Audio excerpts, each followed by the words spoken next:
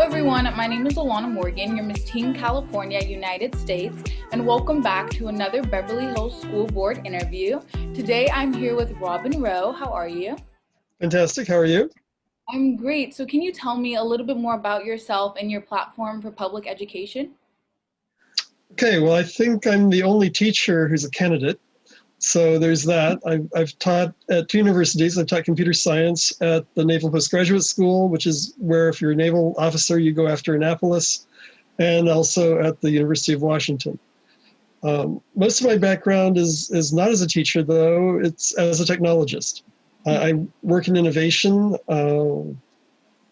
I was recently the AR strategist at the #1 PC maker in the world. I do all kinds of very interesting innovation work.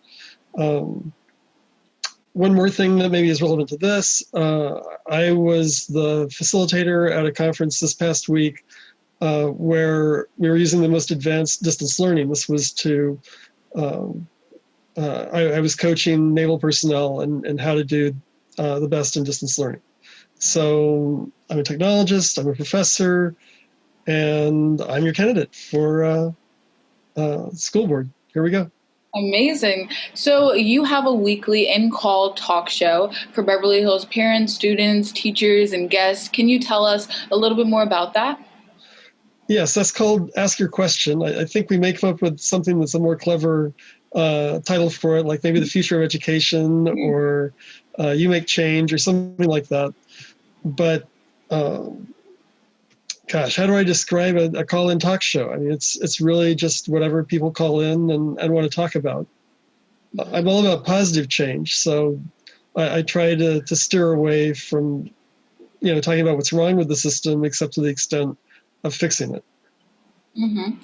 So in your platform, you talked about putting teachers and students first and ending tens of millions of dollars of school budget waste. How would you do just that if you were selected? Well, the way that the school budget works now, so the question is, what about all the school budget waste? And it's pretty shocking to me. In the March election, I was at a debate at the Beverly Hills High School, and that was hosted by the school board. And coincidentally, I had recently read an article about $16 million in school board funds that got diverted from education by the school board into politicking and lobbying and stuff like that isn't really the mission. And this is money that had been specifically earmarked for building renovation. It wasn't even just general education money. It was actually money that was specific for restoring your high school. Mm-hmm. And I asked about that and got a stonewall response. And so that was what prompted me to run in the first place, was to get to the bottom of this budget thing. And we have another measure on the ballot. We have Prop 15 that's on the ballot in November, which will again give more money to the school board. And if you read the lobbyist position on that proposal, it says, we should give more money to teachers and to guidance counselors and librarians. Mm-hmm. But nowhere in Prop 15 does it say that we'll actually give the money to teachers, guidance counselors, or librarians. And that's been the problem with our system. Mm-hmm. We keep raising money for education, but it doesn't go to teachers. It goes to somebody else. Mm-hmm. It goes to high-priced consultants. It goes to attorneys who are friends of the board. It goes all over the place. It goes to trips to Washington, D.C., but it doesn't go to paying for education. Mm-hmm. I think that's a great point, and I like how you also mentioned that was actually one of your running points to make sure that we could help those particular problems. So could you also tell me some other issues that you feel is facing our education system today? Okay, well, COVID is on everybody's mind because of what we're going through with that. The bad news is that in 2,000 years of pandemics, it has always taken 2 years to emerge from a pandemic. No one has ever managed to do it in less than 2 years. So, if that's our guideline, that means that, it's March of 2022 before we can go back to, quote, normal. So we have quite a road ahead of us. Now, that could change. We live in a technological age where perhaps some kind of miracle cure will be developed. But planning for that, making that our plan that we're going to be kind of have some kind of miracle is not a good plan. We need to plan for what is most likely to happen, which is that we've got a long road ahead of us in dealing with this. And so one of the things that means is that distance education has to get a lot better. Mm-hmm. Yeah, we've known that distance learning was coming for 10 years at least. Mm-hmm. And there's been resistance in the education system because it just didn't seem like the most important thing. Teachers are underpaid, buildings are falling down. People have been worrying about those things, not solving them, but focused on them. And in the meantime, distance learning has just kind of gone along at a standard rate of innovation instead of being a crash program. Mm-hmm. Now that distance learning is all we have, we need to give it the focus that we should have given it 10 years ago. We need to make this technology that we're not dropping out of calls, that it's managed much better. When I was doing the Military Aviation Innovation Conference 2 weeks ago, I had multiple sessions that I needed to monitor, and they were Zoom and WebEx calls, but I couldn't switch between them smoothly. I couldn't be in one session and say, I'll just mute that and I'll go over here and teach, and work on this session. I had a whole thing that I had to go through. Mm-hmm. And, if I had 4 screens set up so that I had every session in its own screen, maybe I could do a little better. Mm-hmm. But that's not what students have. Do you have 4 screens on your computer at home? No. No. So, we need to figure out a solution that works for everyone, that isn't just for super users and people who have the best internet connection and have the most computers in the world. Mm-hmm. I think that's very important, and especially with this pandemic we're facing as a society. You've mentioned before about how to prepare students for post-COVID, and you've talked about that briefly just now. Could you dig deeper into that meaning? I know you mentioned helping students, everyone doesn't have 4 screens, like you said, but how are some other ways we can help prepare students for post-COVID? Well, it's not even post-COVID, it's actually now. True. One of the things that I want to bring to the curriculum is AI. That, right now I'm chairman for a world standard in innovation, and we're drafting this standard. Traditionally, the way that this would be done is that a bunch of experts get together and each of them write a few pages, and then the whole group of experts gets on and changes every word that they wrote, which is very frustrating to the people who wrote the first draft, and we go from there. It's very hard to get people to write the first draft of these world standards because they realize that it's going to be unrecognizable when it's done. Mm-hmm. And, as humans, we take ownership. We're like, those are my words. Why are you changing it? It was perfect. So what I'm doing instead is having Elon Musk's OpenAI GPT-2 software, which I'm a maintainer for, Mm-hmm. and it has written the first draft of this document. Mm-hmm. This is a complete your thought AI system. If you give it a paragraph, if you give it the first paragraph of your term paper and say, just keep going, it will write the rest of your term paper. Mm-hmm. Now, it doesn't write the most brilliant term paper in the world, but it actually writes, kind of a mediocre term paper. Mm-hmm. But from, a student or a worker's point of view, that is so much time saving because now we have a first draft. And we don't necessarily want the AI to do everything for us. We still want to have some purpose here. But this is like being able to go to Google and do a search on something and quickly find out instead of having to go to the library and check out a book. And, this is just a continuation of that process. Mm-hmm. And students have not been prepared for it at all. Have you ever done anything in AI? No. No. Mm-hmm. Well, if you're a student today, you're either going to have to learn AI or you're going to be replaced by AI. Exactly. Because in the future, we're all going to be working with AI. Mm-hmm. AI is going to take over, tedious tasks that, students have dreaded for eons. I never liked writing term papers when I was in school. And so this is a system that's going to write your term paper. Mm-hmm. But you better not leave it there. You better go back and, put the human touch on it, make it your own. Mm-hmm. Because otherwise it's just like everybody else's, and there's no reason for the human being to be in the loop for that. Mm-hmm.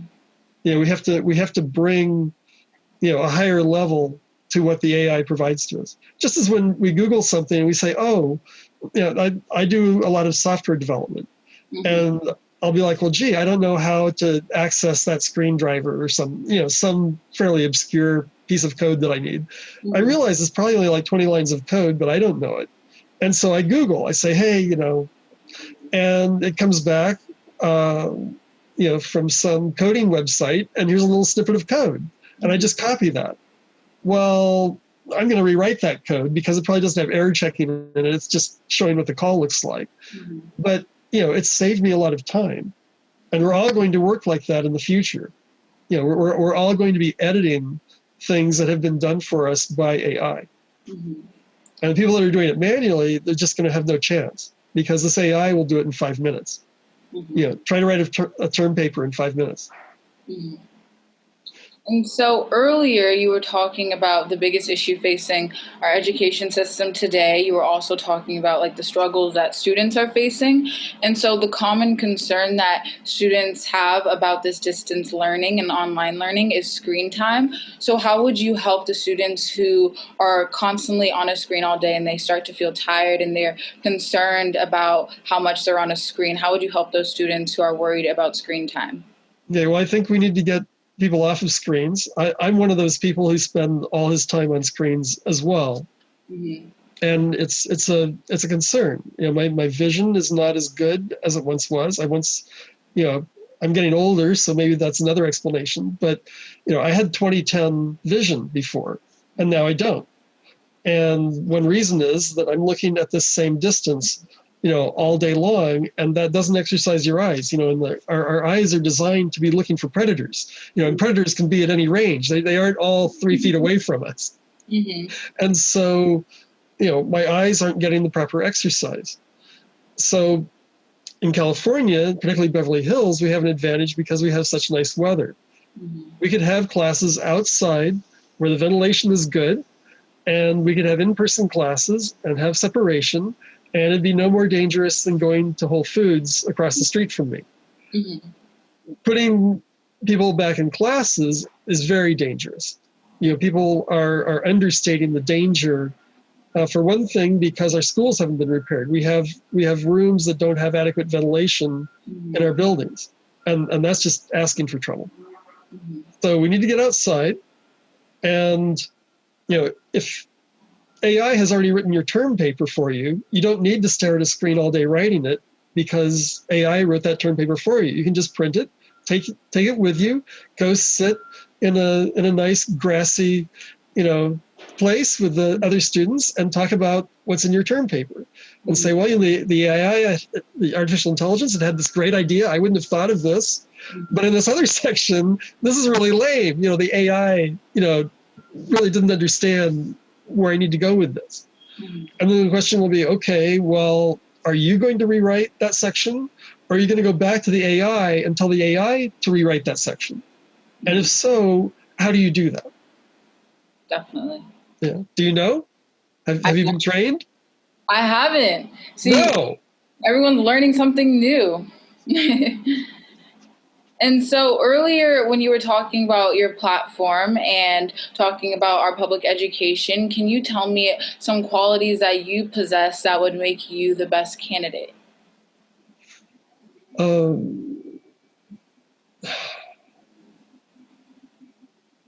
This isn't a hard question to answer, except that you're asking me. I don't like to say how great I am, but since you put it so bluntly, I guess I have to. So, I guess I have to. Gosh.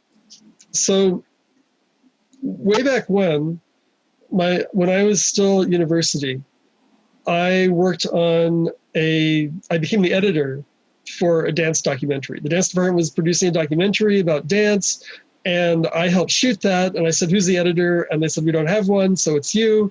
And I spent the summer working at the cable TV station, and working is in quotes because I was basically the mascot. I was just always there, always underfoot, had no idea what I was doing. The station director took pity on me. He'd come back and say, Robin, no, don't press that button. You don't want the red button. Press the blue button. That's a much better button for you to be pressing. And so I learned how to be an editor. And at the end of the summer, the station manager came to me and said, "Hey, Robin, you're so enthusiastic. You really like doing this. Would you like a job in television?" I said, "Oh my God, that would be amazing. I would love to work here." And he said, "Oh no, not here. This place is a terrible place to work. Let me make a phone call." And that night I was working at NBC. Mm-hmm. Same day, I had a job at NBC. Mm-hmm. And I just had never imagined that.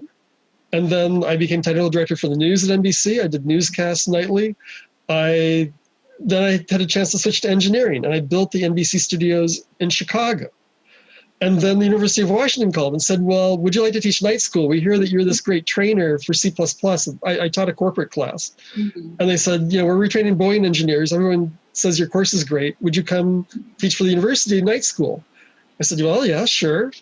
And then the Naval Postgraduate School said, "Well, you've done such a great job at the University of Washington. Would you like to teach postgraduate at the Naval Postgraduate School in Monterey? And we'll also make you a Navy research scientist, and you'll work with the coolest computers in the world." I was like, "Well, yeah, I'd love that too."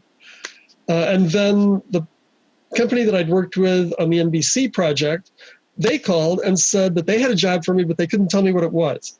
"It's the best job in the world. We know you're going to love it, but we can't tell you what it is. You can come down and meet the team, but we can't talk about what you're actually going to work on." Mm-hmm. And I took that job sight unseen, and that made me the research lab director at a multi-billion-dollar defense company. Mm-hmm. It was fantastic. I sailed on an aircraft carrier, and it just keeps going like that. I wrote a column at Linux Journal for graphics, mm-hmm. and in writing that column, I interviewed the CTO of DreamWorks Animation right here in Los Angeles. And he said, "Well, Robin, what do you do?" Because obviously I didn't just write a column at a magazine. And I said, "Oh, well, I'm a research scientist and blah, blah." And he said, "Oh, we should come work at DreamWorks Animation. We hire the best research scientists, the best computer science research scientists in the world. Mm-hmm. Just let me know."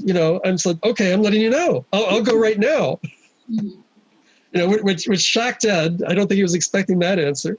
Mm-hmm. And so that's what brought me to Los Angeles. And I've worked in Los Angeles in innovation since 2003. I've worked for GoPro, DreamWorks Animation, AT&T DirecTV. I've had a really blessed life. And my purpose in running is not to say how great I am or that it's my lifelong ambition to serve on the school board. I'm just trying to give back. Mm-hmm. This is my civic service. Mm-hmm. Amazing.